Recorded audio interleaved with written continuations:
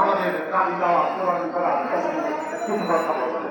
আপনারা যারা কেন্দ্রীয় পর্যায়ে নেতৃত্ব দেন, আপনারা যেদিন কথা বলেছেন, আপনাদের কথা বিভিন্ন মিডিয়ার মাধ্যমে আমরা শুনেছি। আমরা তৃণমূল পর্যায় থেকে যারা এসেছি, আপনারা তাদের কথা শুনুন। বাংলাদেশ সাথে বন্ধুগণ, আমি আমার বক্তব্য দীর্ঘায়িত করব না।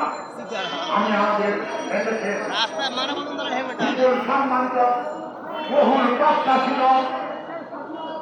আমি এই সময়ের যারা ব্যক্তিত্ব, আমার দেশের প্রধান উপদেষ্টা ডক্টর ইউনূস মহোদয়ের কাছে একটা নিবেদন রাখবো।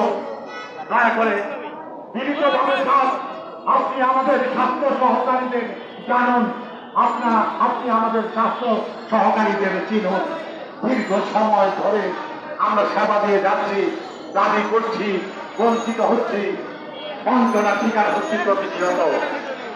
জনাব, আমি আরেকটা আবেদন রাখবো, যে দেশে গবাদি পশুদের ভ্যাকসিনেশনের জন্য প্রশিক্ষণ তত্ত্ব ডিপ্লোমাধারী লক্ষ লোকের মাধ্যমে ভ্যাকসিনেট করা হয়, কিন্তু অত্যন্ত দুর্ভাগ্যের বিষয়, আপনার সন্তানকে, আপনার নাতি নাতনিকে এই দেশের প্রতিটা শিশুকে আমরা যারা দেখছে, আমরা নাম ব্যক্তিকে আমরা যোগ্যধারী না, আমরা দক্ষরা অদক্ষতা শক্তির মাধ্যমে আমরা বেশি দিকে যাচ্ছি।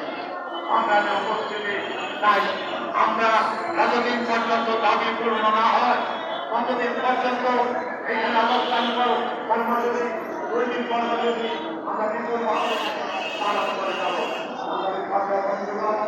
আমি আরেকটি কথা বলে আমার বক্তব্য আমাদের সহকর্মী ভাইকে আন্দোলনে আমরা উদ্যোগ হই, আন্দোলনে আমরা আন্তরিক হই, আমরা আমাদের অবস্থান থেকে সোজাতে